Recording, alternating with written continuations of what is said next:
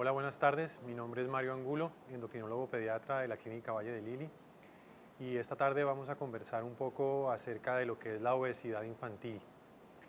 Este es un problema que a lo largo de los últimos años viene en un ascenso muy importante, tanto así que ha logrado alcanzar las dimensiones de una epidemia.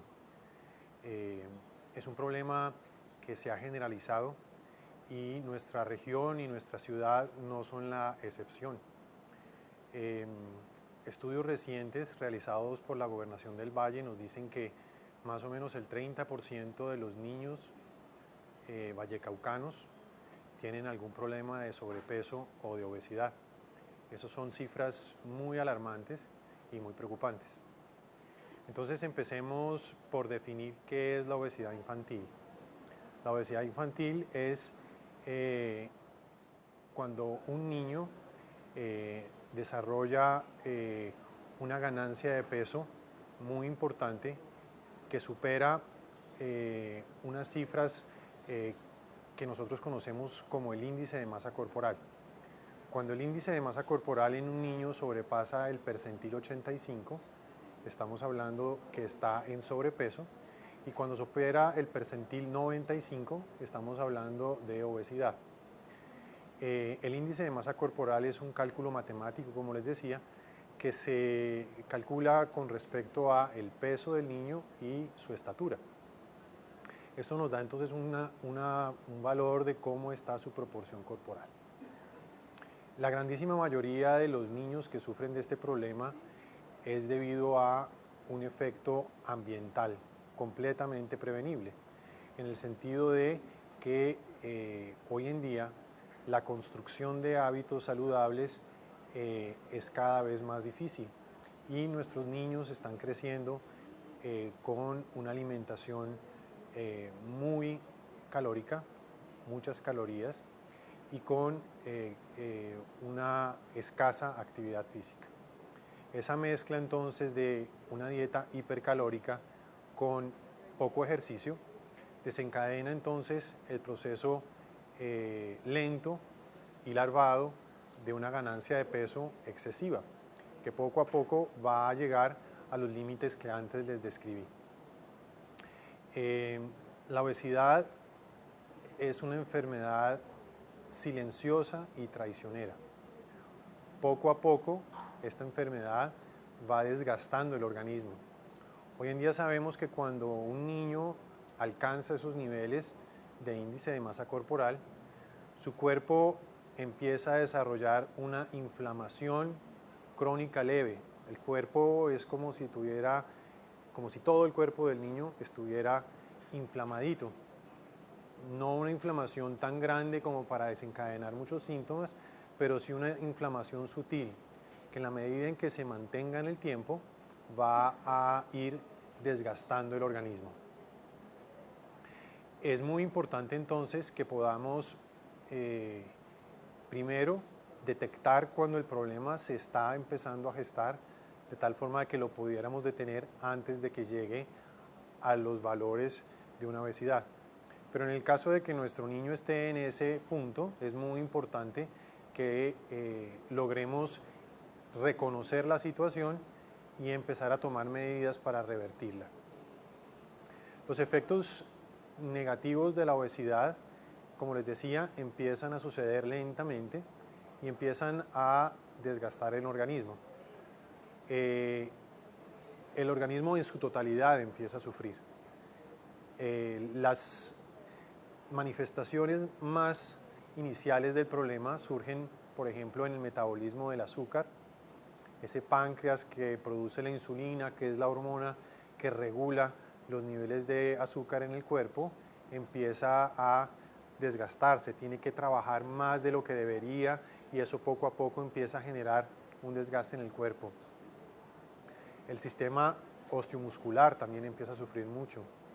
Y un fenómeno muy importante que afecta a nuestros niños es la pubertad.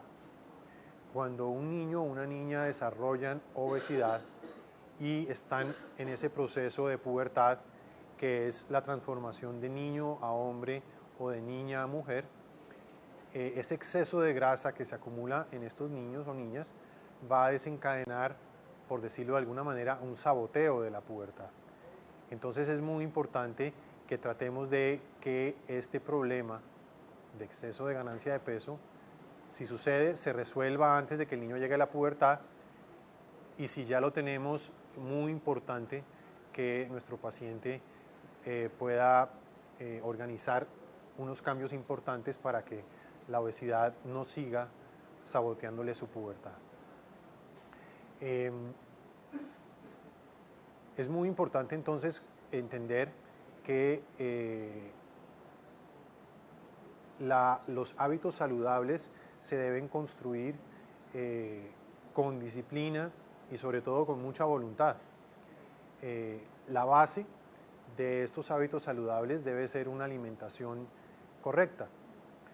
Desafortunadamente hoy en día, debido a la publicidad y debido a toda una estrategia de mercadeo, los alimentos muy ricos en calorías son muy publicitados, además que son muy sabrosos, y nuestra dieta cada vez empieza a llenarse más y más de ellos. Por el contrario, los alimentos saludables nadie los publicita y puede que tengan ciertas texturas y ciertos sabores que no son tan comunes y que pueden ser difíciles de que nos gusten si nunca los hemos probado. En este orden de ideas, eso hace que la situación implique una decisión y una voluntad clara para que el niño empiece una alimentación saludable. Bueno, aquí ya nos empiezan a llegar preguntas. Vamos entonces a hablar un poco entonces acerca del tema de las loncheras y cómo debemos construirlas. Ya estamos hablando entonces de la alimentación.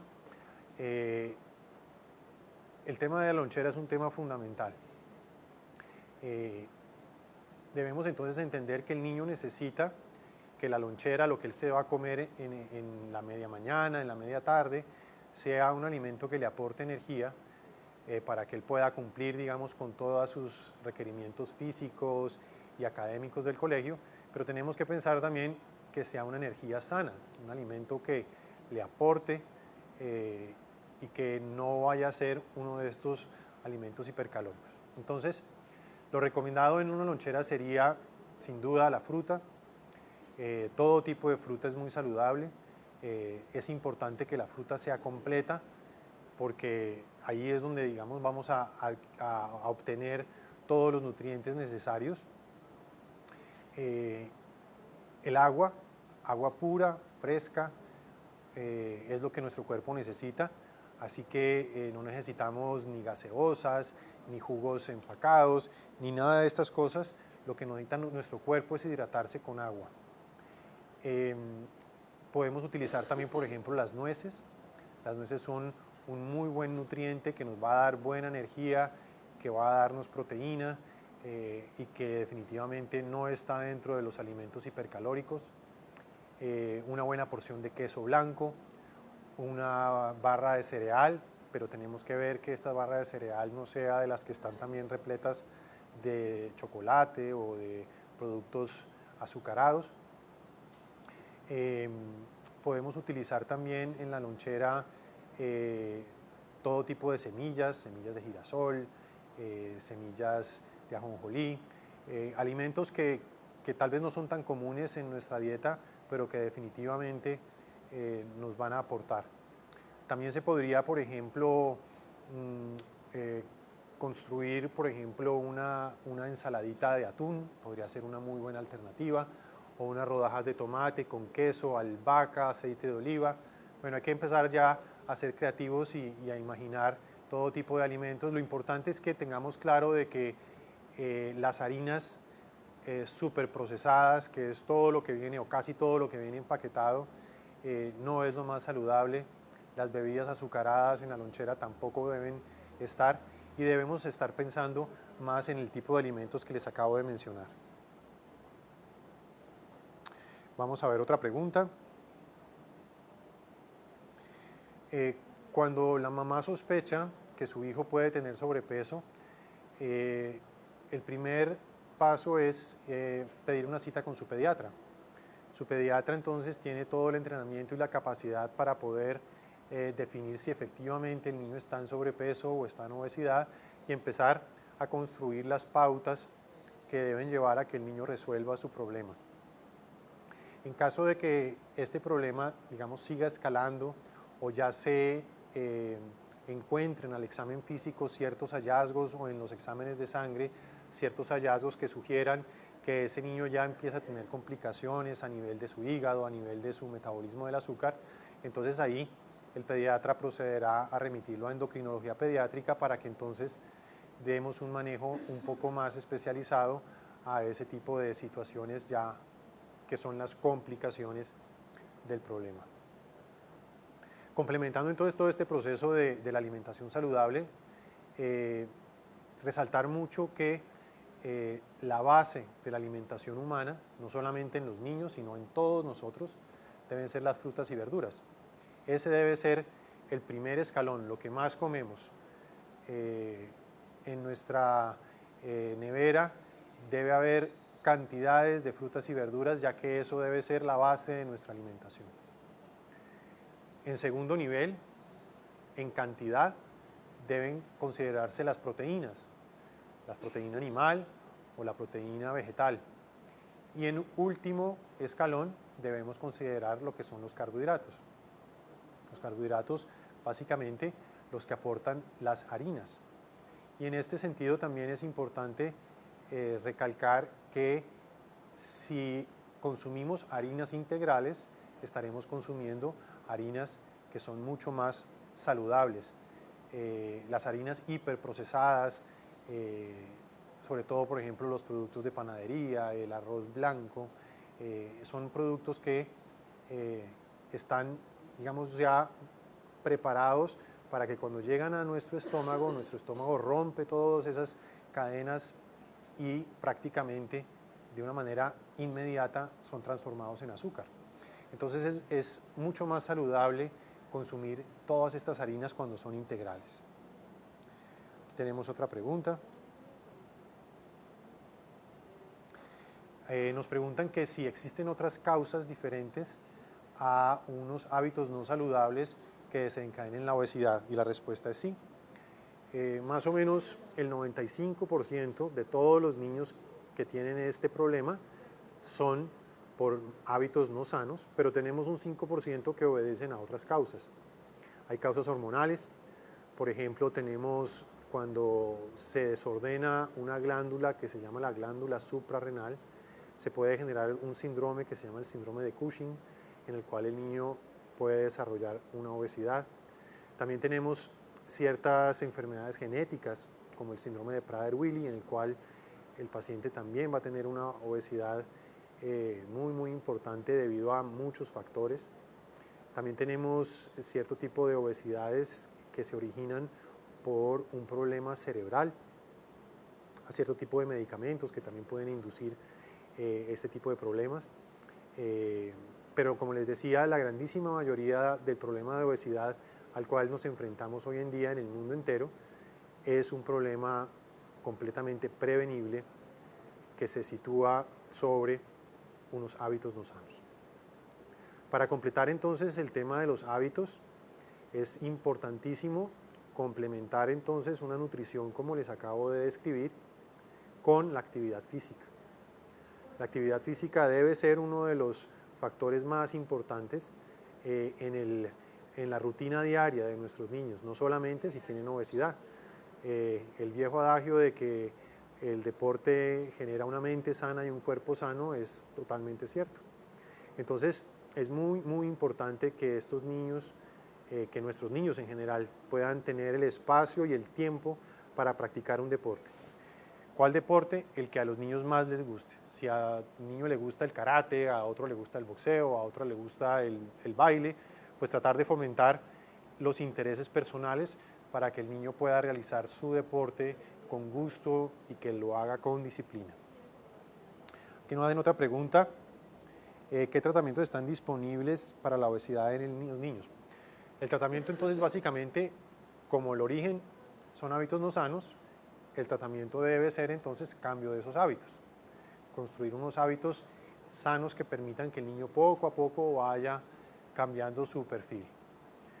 Cuando ya tenemos complicaciones del problema de obesidad, como por ejemplo una resistencia a la insulina, que es el primer paso para llegar a una diabetes, o sea, un problema en el metabolismo de los carbohidratos, ahí entonces empezamos a explorar algunos medicamentos.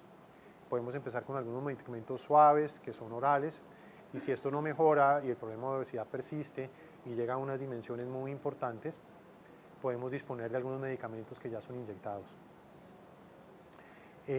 Nos hacen otra pregunta: ¿qué complicaciones puede tener la obesidad infantil? Como les hablaba entonces al principio, la obesidad infantil es una enfermedad crónica y traicionera que va poco a poco desgastando el cuerpo.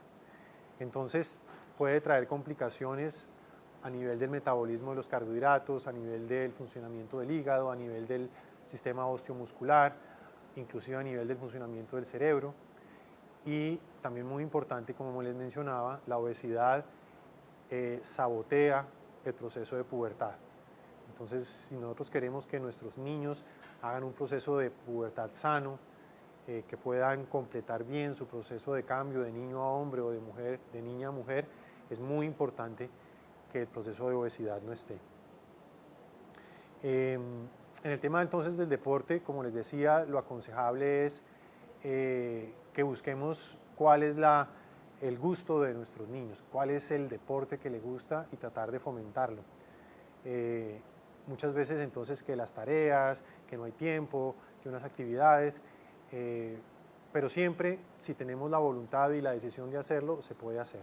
Siempre se puede buscar un espacio para poder hacerlo, se pueden buscar ayudas en el colegio, se pueden reunir varias familias y un día una mamá los lleva, otro día otra mamá los lleva, hacen trabajo en equipo y si hay realmente el deseo de que nuestros niños hagan su deporte, se puede lograr. Vamos a ver otras preguntas. ¿La lactancia materna evita la obesidad en los niños? Sí, la lactancia materna es un factor protector importantísimo que le va a dar al niño una nutrición perfecta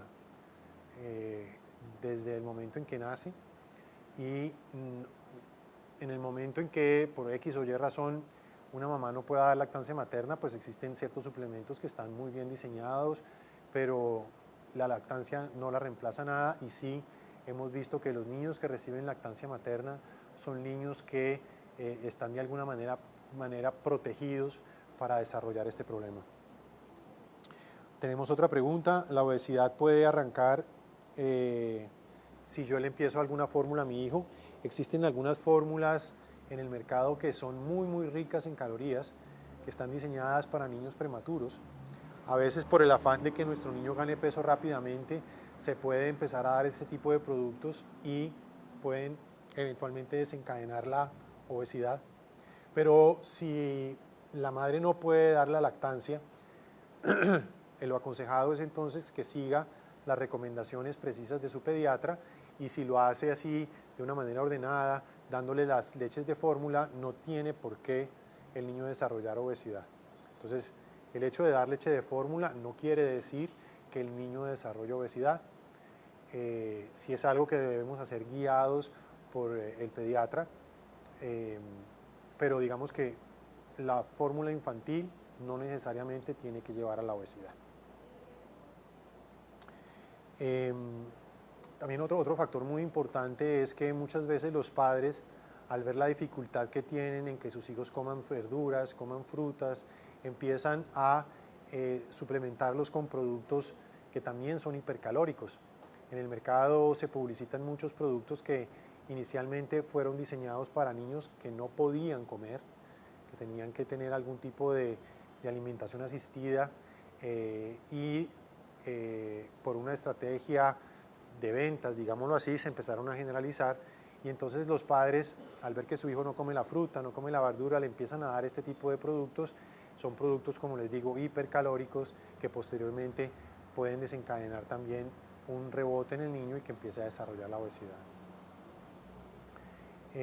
También a veces los padres llegan y preguntan, pero doctor, entonces ¿qué vitamina le doy? ¿Qué puede reemplazar a la fruta? ¿Qué puede reemplazar a la verdura? Y la respuesta es nada.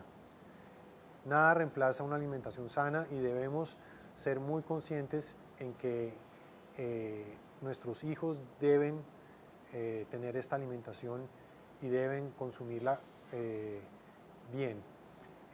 Como les decía al principio, nadie le hace propaganda, coma un brócoli. ¿Cuándo han visto ustedes una propaganda de ese tipo? Coma pepino, nunca.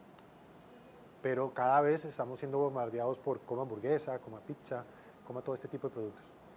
Entonces, como padres debemos ser muy conscientes de que nosotros debemos construir ese gusto en nuestros hijos. Debemos, desde muy chiquiticos, que estén comiendo, exponerlos. Hay ciertas verduras, nadie lo va a negar, que tienen ciertos sabores y ciertas texturas que no son lo habitual. Tenemos que ser constantes y reiterativos en que el niño debe consumirlas, y en ese orden de ideas se va construyendo el hábito y poco a poco se empieza a consumir sin ninguna dificultad.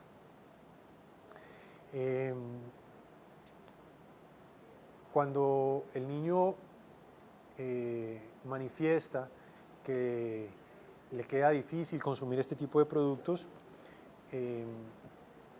debemos buscar, digamos, estrategias con paciencia, con cariño, nunca con violencia, para que el niño vaya poco a poco introduciéndose en ellas. Le pueden hacer cierto tipo de pactos, vamos a empezar entonces con el aguacate y vamos a empezar a probarlo, y así poco a poco se van introduciendo para que el niño aprenda a comerlos.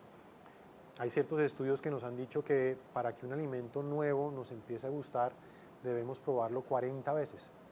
Entonces, empezar a comer frutas y verduras cuando ya estos chicos están de 8 o 9 años, pues va a implicar un proceso de aprendizaje que debemos hacer, que es muy importante que los niños hagan para que puedan tener un crecimiento óptimo. Recalcando el tema del deporte, es muy importante, como les mencionaba, que se incluya dentro de la rutina del día a día de los niños y que podamos construir un hábito en ellos, que tratemos de encontrar qué tipo de deporte les gusta. No todos los niños tienen que ser campeones olímpicos, no todos los niños tienen que pertenecer al equipo del colegio o algún club, pero el hecho de que el niño salga a caminar con el papá o salgan a montar en bicicleta, eso ya empieza a generar un hábito y es suficiente para que ese cuerpo empiece a ejercitarse, empiece a quemar calorías y empiece a desencadenar un buen proceso. Otra cosa muy importante es que a veces cuando se diagnostica el problema de obesidad, se pretende de que se arregle en un mes, en 2 meses, en 3 meses, y a veces se plantean dietas supremamente estrictas que no tienen ningún sentido. Cuando se diagnostica obesidad, la obesidad debe corregirse, pero debe ser un proceso en el cual se crean estos hábitos sanos y se va poco a poco corrigiendo. Podemos demorarnos un año y medio en que el niño alcance ese índice de masa corporal correcto, y muchas veces cuando pretendemos corregirlo de una manera rápida, lo que vamos a generar es de pronto otras enfermedades asociadas. Tenemos otra pregunta por acá. ¿Existe alguna relación entre el peso de la madre embarazada y la obesidad infantil? Existe una relación directa entre el peso de los padres, no solo el de la mamá, sino también el de papá, y el de los hijos, ya que este tema es un tema que se aprende en la casa. Entonces, si los padres no tienen hábitos sanos y están con un problema de peso, muy probablemente esos hijos van a aprender esos hábitos y asimismo entonces van a desarrollar el problema de peso. Si la madre está embarazada y tiene un problema de peso, es probable que el hijo que vaya a nacer de ahí pueda tener algún tipo de problemas que puedan afectar también lo que va a ser su desarrollo y la ganancia de peso. Pero sobre todo es un tema de hábitos, es un tema de si los padres no han aprendido a tener unos hábitos saludables, pues es poco probable que esos niños tampoco lo vayan a aprender. Entonces, como papás debemos también ser conscientes de que nosotros debemos cuidar nuestros hábitos, debemos tratar de comer sano para que demos ese ejemplo a nuestros hijos. Hay un factor muy importante que también vale la pena recalcar, y es que cuando un bebito nace muy chiquito, puede ser por múltiples razones, porque la placenta de la mamá estaba enferma o porque la mamá tuvo algún problema nutricional. Ese bebito a veces nos afanamos para que gane peso rápidamente y eso es un error. Ese bebito que nace pequeño debe recibir todos los cuidados, todo el amor, pero es mucho más sano para él que vaya ganando peso lentamente, ya que si ese bebé que nace pequeño gana peso rápidamente, luego va a tener tendencia a ganar peso con mucha más facilidad y luego desarrollar todas las complicaciones de la obesidad con también mucha más facilidad. Volviendo un poco al tema de lo que es las estadísticas, vale la pena entonces comentar que, como les decía al principio, este es un tema global. Hoy en día se considera que más o menos unas 340 millones de personas en el mundo tienen este problema y se considera que más o menos unos 30 a 50 millones de niños tienen este problema. Eso es la población de todo nuestro país. Entonces es un problema serio y es un problema digamos que se ha generado con la cultura que se ha venido construyendo. Tenemos entonces que ser conscientes de que estamos en, digamos que en esta ola de enfermedad y debemos tratar de salirnos de ella, decirle no gracias a toda esa publicidad que muchas veces es engañosa y empezar a traer a nuestra mesa todo lo saludable. No sé si haya alguna otra pregunta. Sí, por ahí nos está llegando otra pregunta. Nos preguntan que si algunas veces los niños con obesidad pueden llegar a ser intervenidos en cirugía. La respuesta es sí. Tenemos que los adolescentes pueden llegar a desarrollar obesidades muy importantes, ya que pueden haber empezado su proceso desde muy temprano en la vida, desde los 2 añitos, 3 añitos, estos niños pueden estar ya obesos y si no hay una corrección del problema, cuando estos niños tengan 12, 13, 14 años, pueden estar con unos problemas extremadamente importantes para los cuales se puede llegar a considerar la posibilidad de una cirugía antiobesidad. No sé si tengamos alguna otra pregunta en la línea. Entonces, bueno, con esto les quiero agradecer la atención. Espero que les haya servido. Aquí en esta institución tenemos un equipo de pediatras extraordinario. Yo me pongo también a la disposición de todos ustedes para atenderlos. Tenemos también un equipo multidisciplinario donde está psicología, nutrición, endocrinología pediátrica, gastroenterología pediátrica y también el proceso de cirugía para este tipo de casos en los cuales la situación es tan compleja que necesitamos todo un equipo para poder ayudar al niño y a su familia. Les agradezco muchísimo la atención, espero les haya servido y les deseo una tarde muy feliz. Muchas gracias.